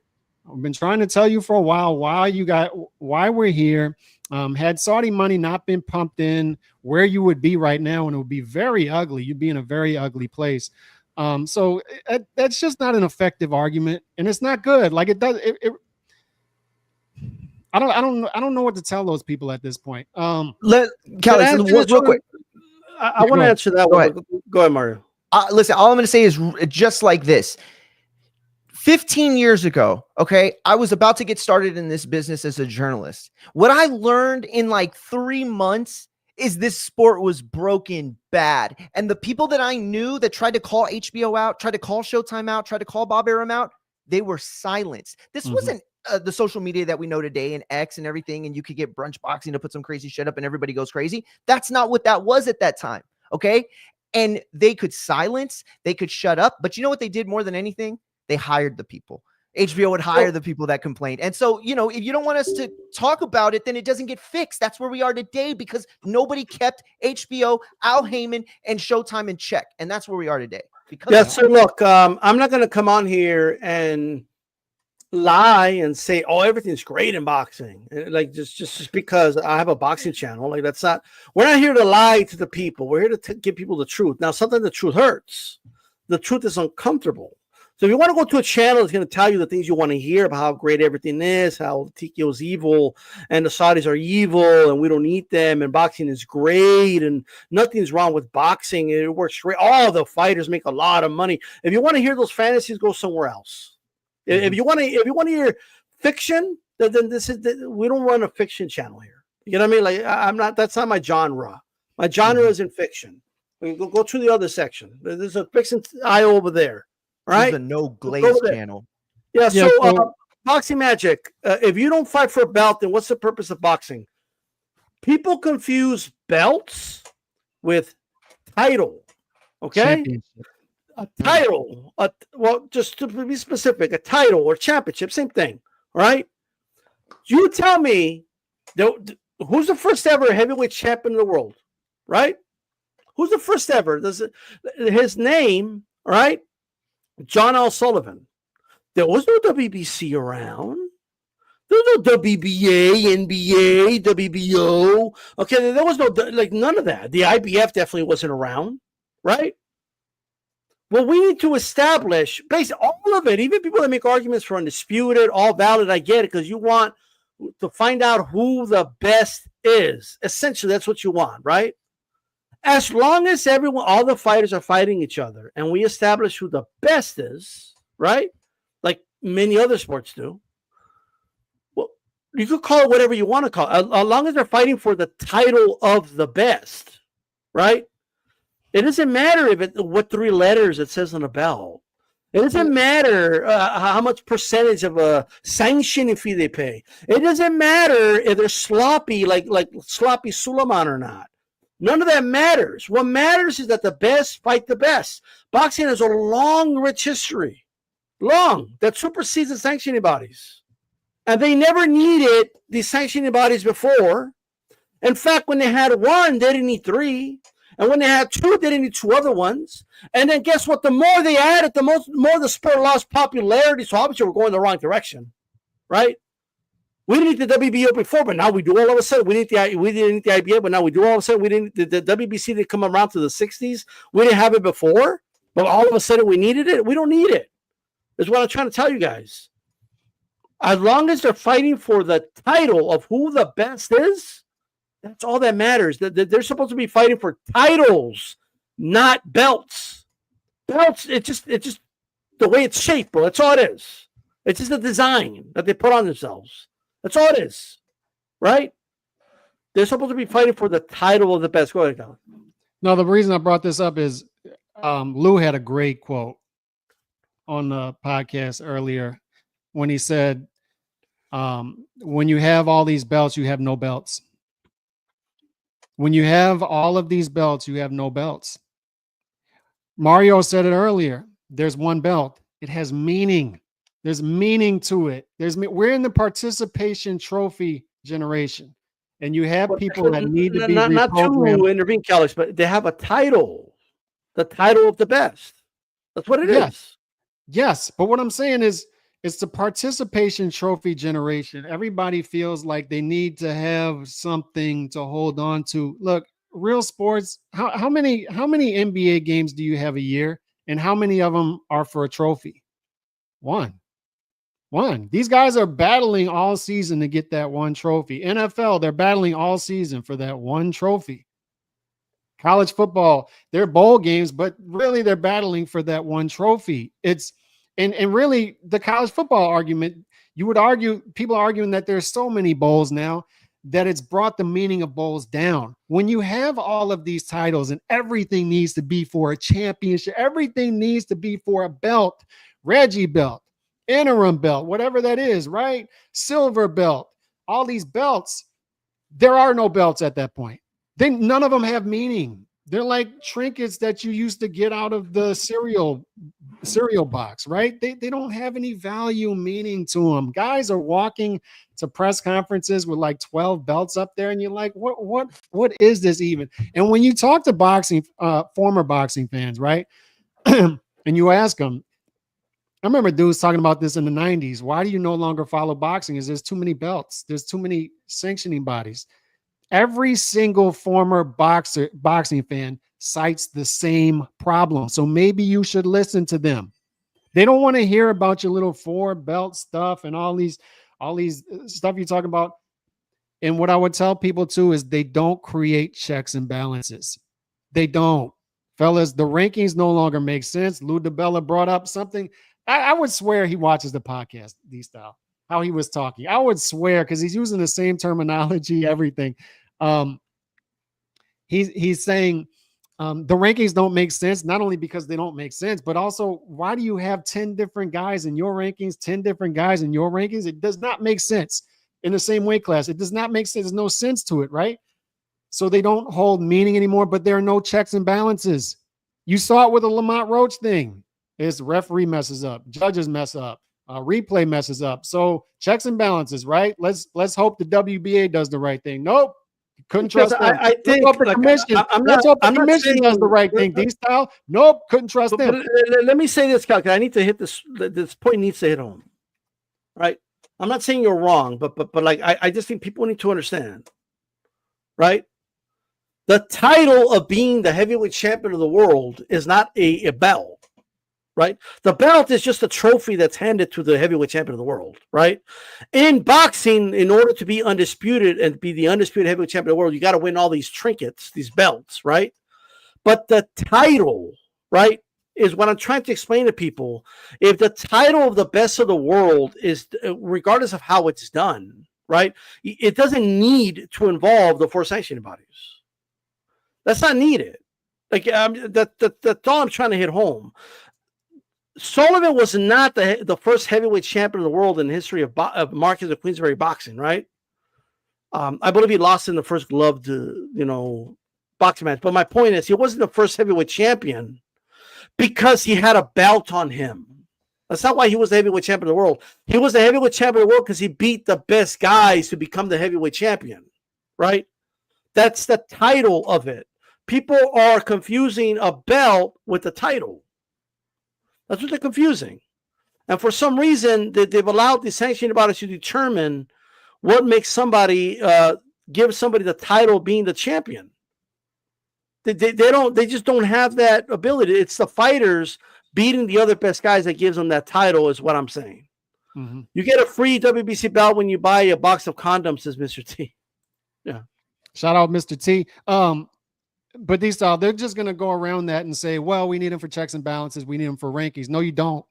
No, you don't. AI exists now. AI can take every single boxer in the world on BoxRec and program it and put a BCS type model together in their algorithm to where they can rank these fighters 1 to 5,000, right? They can do that. And there's going to be problems with it. I see you're shaking your head. There's going to be problems with it. I'm not shaking my head.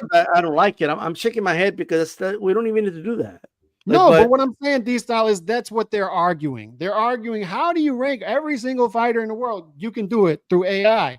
But if the sanctioning bodies did such a great job at ranking fighters, I would say, maybe it's too rigid to use AI. AI could do a much better job. My dead grandma can do a better job, rest in peace, of ranking fighters than the WBA, bro. So, but it's worse than that. Look, it's not. Lou DiBella's point is 100% valid, and we've been making the same point for a while, right? How are the top 10 so different in every sanctioning body and all over the place, and 100% valid, right? Like, I'm not disputing that. But it's not because they're so incompetent that they don't know, we don't know how to do ranking. That's not what it is, right?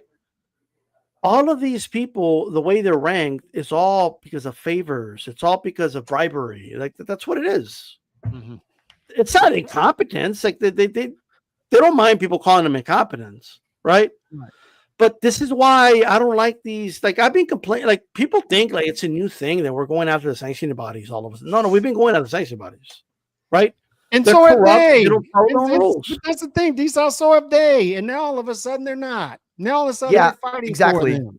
Exactly. What was Now, the narrative over the these last decade? Mario, we've been going after network exclusivity for so long, and now they're worried that the Saudis might gobble up all the networks. Well, guess what? They're just playing your game.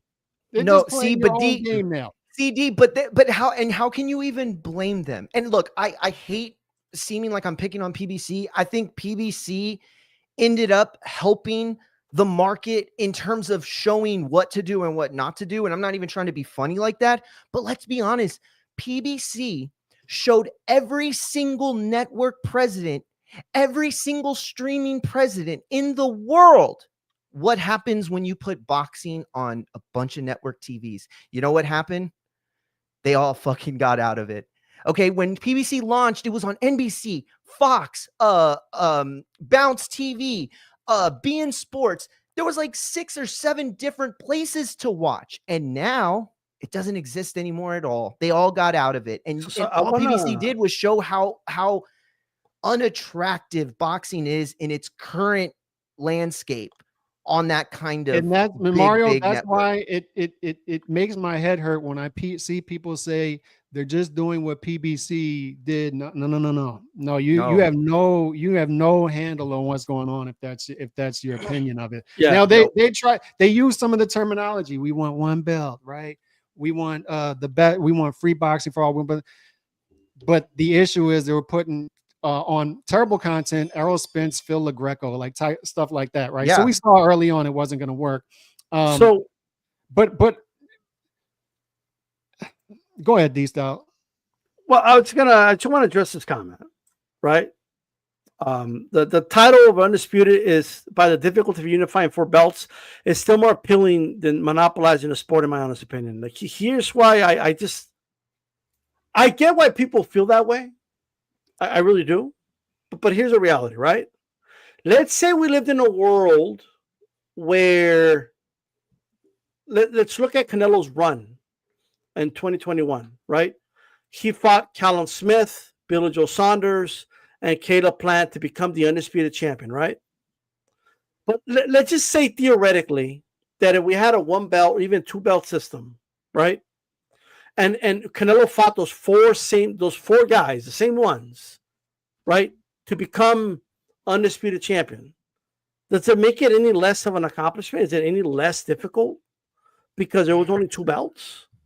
Like, I would actually argue, but you don't have to go further than him fighting William Skull. They weren't undisputed, but they're crapping on William Skull fight. Like, but the thing is, like, I guess what I'm saying is, why do we have to drag boxing fans to when Cambosos won all the belts? Like, was he really the best? Like, I mean, like, are we gonna play this game?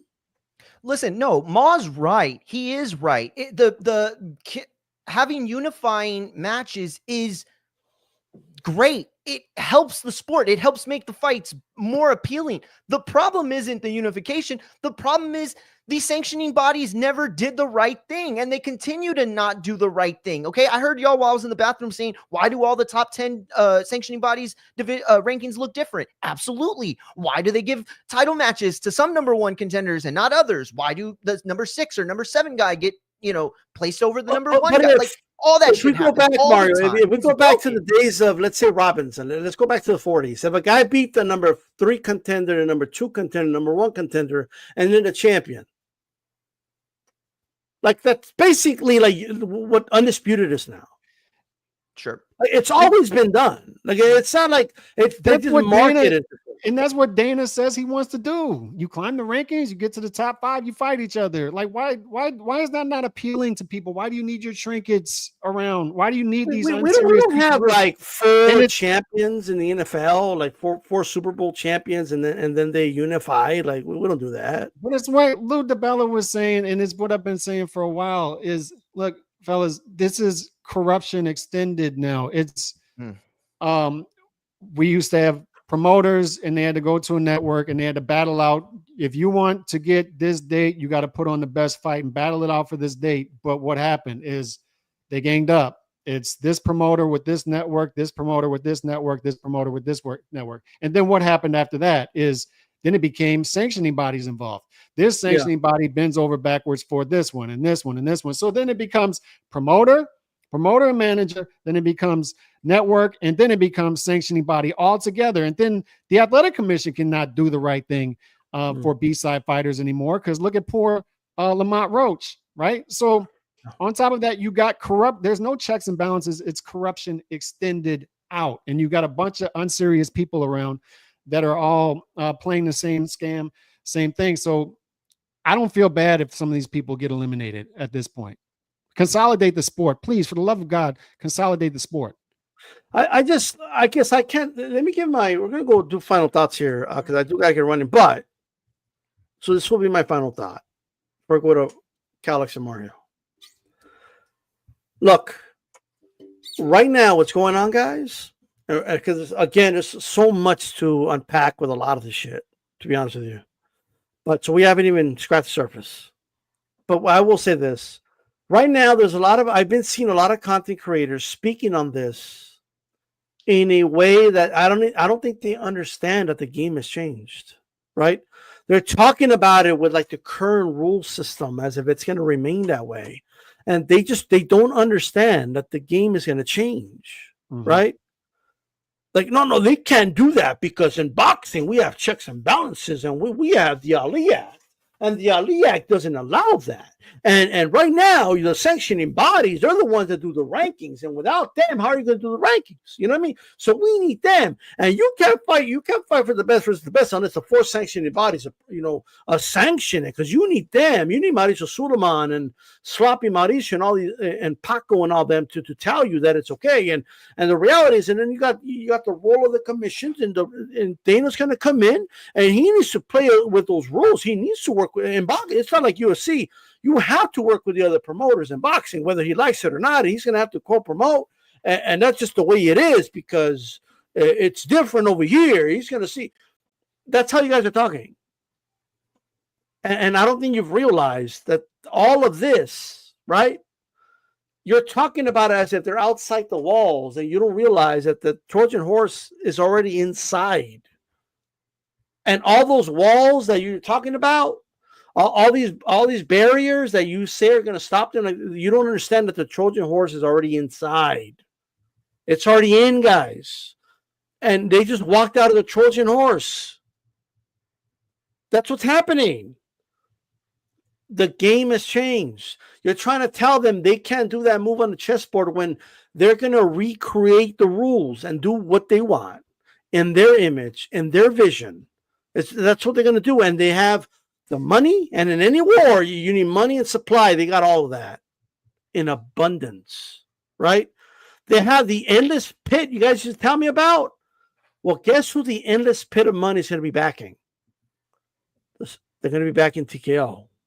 TKO is already worth more than a lot of these boxing promoters. Mauricio Suleiman already came out and said, I think it's a great thing if they're getting involved, right? So you just watch as the dominoes start to fall.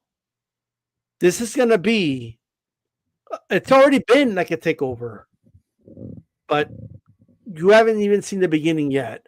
And I think for a lot of you, it's not going to hit you until you finally see it happening, right? You could talk to me about, you could sing all your songs about the Ali Act and as if it can be appealed, as if they can't just undo that, right?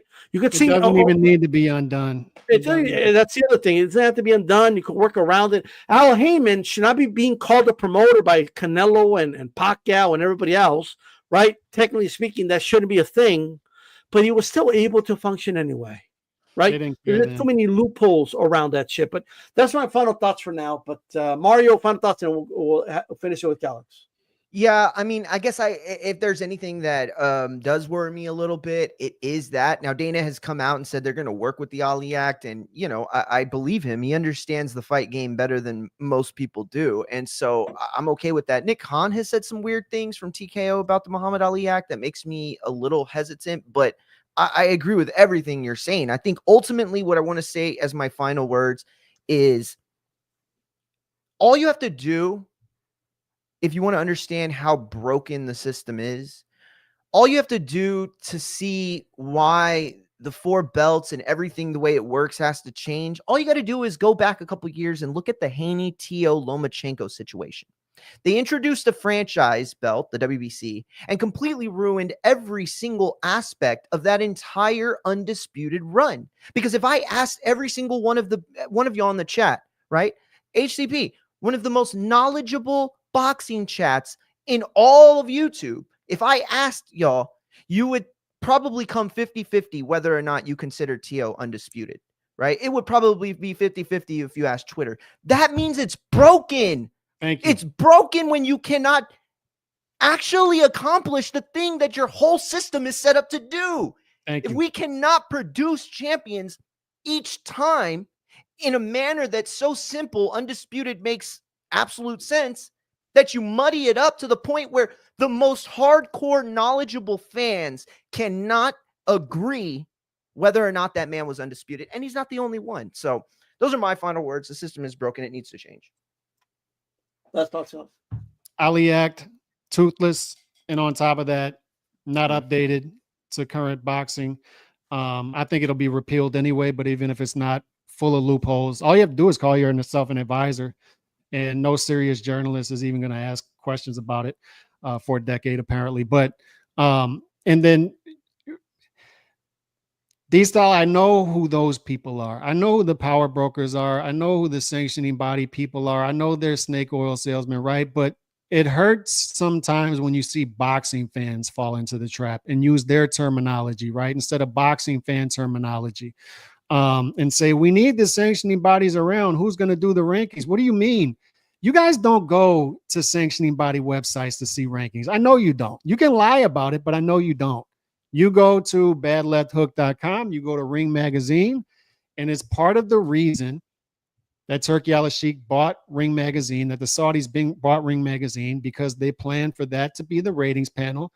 They're getting AI involved, and AI is going to do extended rankings. So there you go. There you go. For all the people who are arguing for these people to stick around for rankings, we need them for rankings. Why? They just elevated a guy to #1 at middleweight who hasn't fought in 16 months. That's the people you want to stick around for rankings? Is it?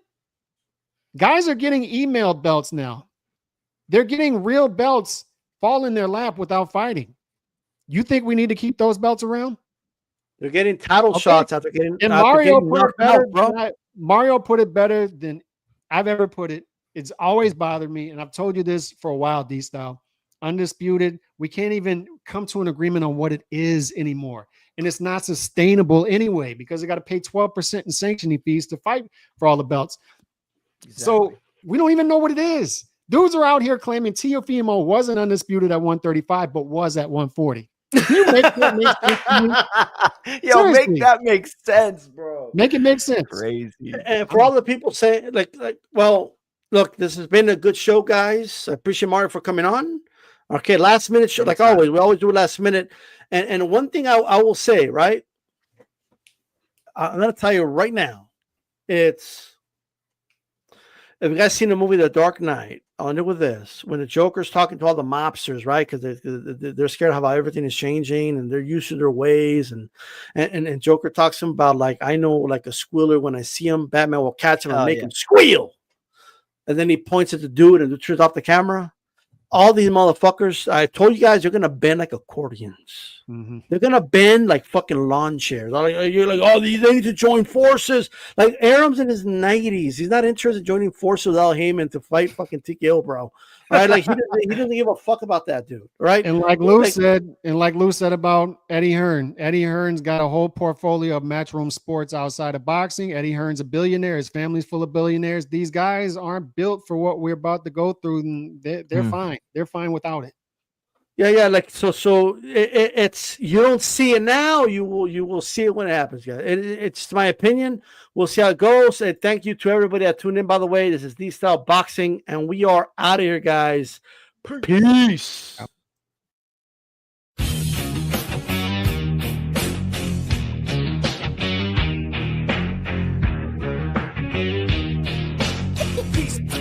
D-Style Boxing here.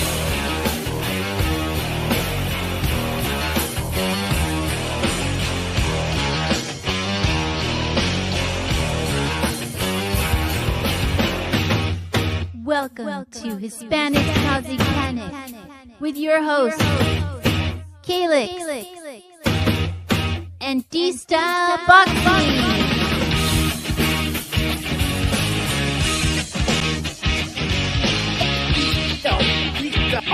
Boxing here.